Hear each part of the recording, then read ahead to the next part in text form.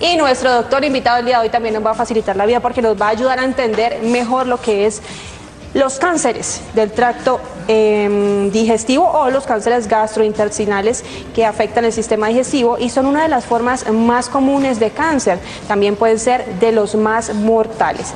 El cáncer de colon, por ejemplo, es el tercer cáncer más común en hombres y mujeres y la segunda causa principal de muerte por cáncer en los Estados Unidos. Hoy nos está acompañando el doctor Andrés Monroy. Doctor Monroy, bienvenido a Mañanas con Uno. Buenos días, Mónica, ¿cómo has estado? Buenos días. ¿Qué tal, doctor? Fuerte ese tráfico, ¿no?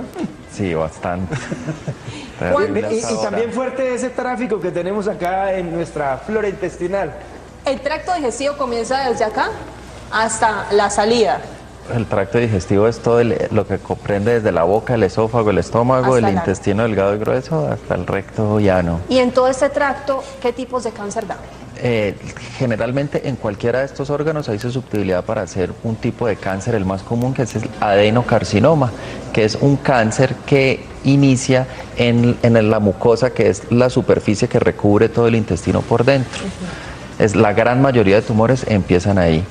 Por eso, la gran mayoría de tumores, si uno hace unas buenas medidas de prevención, que es hacerse las endoscopias y las colonoscopias, puede detectar esos cánceres cuando están muy pequeños, porque casi todos nacen en la luz del intestino, del tubo digestivo. ¿El cáncer de esófago qué tan común es? De todos esos cánceres, el cáncer de colon es como el más frecuente, el cáncer de esófago no es tan frecuente, pero en nuestro medio en Colombia, yo creo que el cáncer de colon y el cáncer de estómago dentro del tubo digestivo son los más frecuentes.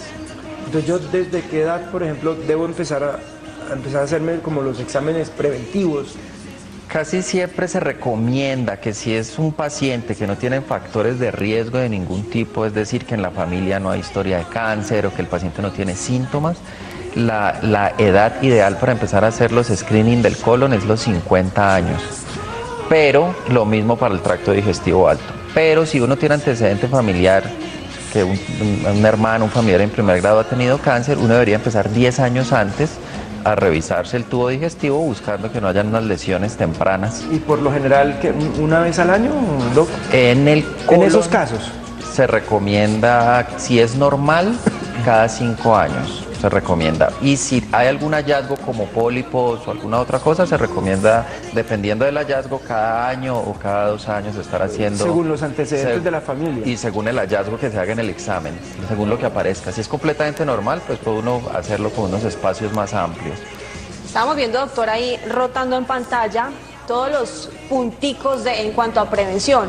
No fumar, ni ingerir bebidas alcohólicas, llevar una dieta saludable, rica en frutas y verduras, evitar conservantes, hacer ejercicio, tomar medicamentos para tratar, no sé, no alcancé a ver ahí, pero bueno, en términos generales, si yo cumplo con todo esto, si llevo una vida sana, activa, poco sedentaria, si no fumo, si no tomo, si como muchas frutas, muchas verduras, ¿puedo prevenir al 100% el cáncer o algún tipo de estos cánceres que nos está mencionando? No, pues el tema es que hay muchos factores que influyen en la formación de un cáncer. Hay unos factores que son no modificables, con los cuales pues no podemos hacer nada, que es la herencia genética que traemos o la información genética que traemos, pero hay unos factores que son modificables, que si uno modifica o si uno juega con esos factores modificables, uno puede impactar hasta la prevención hasta en un 30 y un 40% la posibilidad de desarrollar un cáncer. Esos factores modificables, digamos que en el caso de los tumores en general es el alcohol, el cigarrillo, y en el caso de los cánceres digestivos, pues la dieta tiene mucho que ver también con los hábitos y con las cosas que uno puede hacer para tratar de evitar al máximo.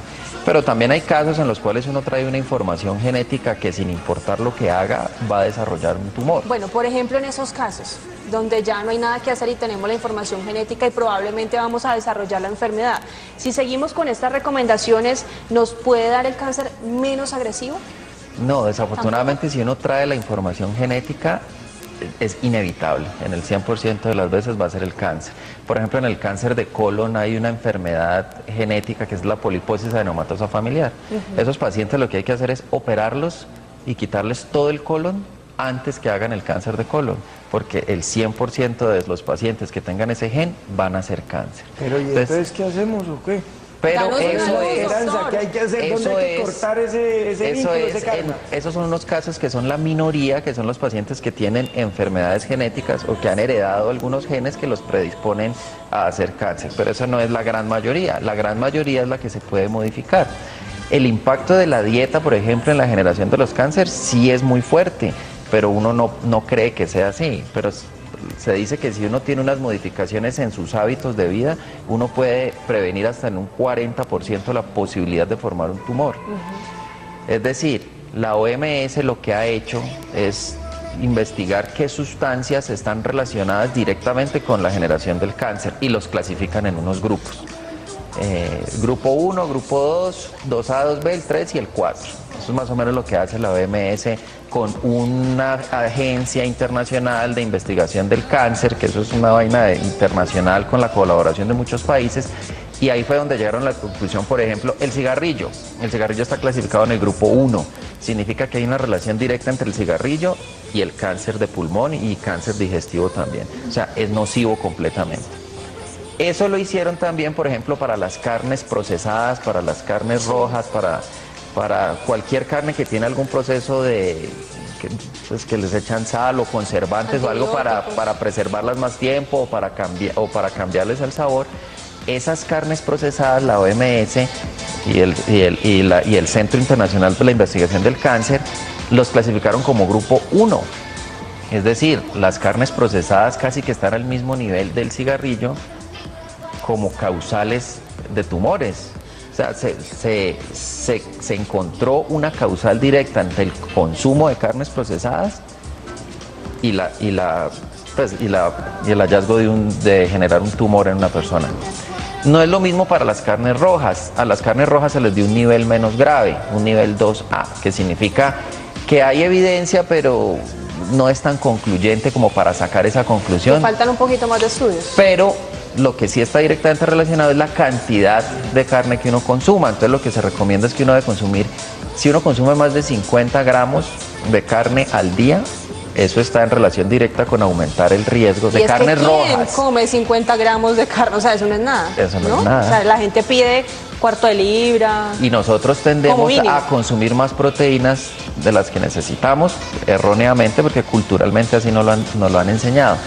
Las grasas saturadas, las comidas hipercalóricas, todas esas sustancias están relacionadas con aumentar el riesgo de generar algún tipo de cáncer digestivo. Incluso la manera de procesar los alimentos. Dicen que las carnes cocinadas a altas temperaturas o que están en contacto con una parrilla caliente o en contacto directo con la llama pueden generar sustancias químicas como hidrocarburos aromáticos o aminas tricíclicas que son sustancias que pueden ayudar a que progrese un cáncer dentro del Antes de ir a intestino. la pregunta de nuestros televidentes, doctor, así, el pegado del arroz, eso no es tan bueno, entonces. Parece ser que todo lo que se ha quemado Pero es que una cosa es el genera pegadito dorado, otra químicos. cosa es el quemado, ¿no? y lo Ya otro... empezó ya a defender. O sea, la pega más- doradita, la pero pega doradita. más que evitar ciertos alimentos como la carne, lo que tenemos que hacer énfasis es en consumir alimentos que pueden prevenir y proteger el tracto digestivo, que son las fibras, las frutas y verduras y los diferentes tipos de fibras, porque las fibras generalmente no se digieren en el intestino, sino que llegan al colon y por producto de fermentación bacteriana también generan unos metabolitos que son protectores, como los ácidos grasos de cadena corta, que son protectores para las células del colon. ¿Ve? Entonces, muchas veces el consumo de fibra tiene un efecto protector en la generación de un cáncer. Yo le tengo La una pregunta naturaleza- para más adelante, perdón Julito, acerca de esta moda de que aumentar el consumo de proteínas y disminuir la de los carbohidratos. Pero antes tenemos una pregunta de los Sí, la televidentes. naturaleza nos habla y uno no hace caso. ¿La comida chatarra produce cáncer digestivo? La comida chatarra tiene casi que todos los componentes que están reconocidos por la OMS como factores que pueden desarrollar el crecimiento de un tumor, que son grasas saturadas, comidas procesadas. Las comidas chatarras todas están diseñadas para durar más, para almacenarse, para congelarse y pues que son las comidas rápidas. Esos colorantes que uno ve amarillo, hipercalóricas y con gran cantidad de sal, es decir, casi que es la receta para un tumor. Obviamente eso no significa que uno nunca deba consumir este tipo de alimentos, Yo creo que la clave está en la moderación. Tenemos otra pregunta de nuestros televidentes. ¿Las verduras evitan la aparición de este cáncer?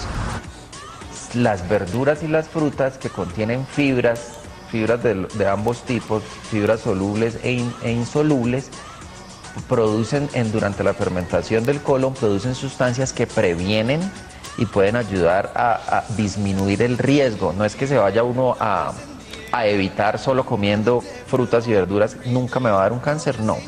Lo que uno trata de modificar es el riesgo, porque todos tenemos un riesgo basal. Por ejemplo, el riesgo de cualquier persona de tener cáncer de colon durante toda la vida es del 7%.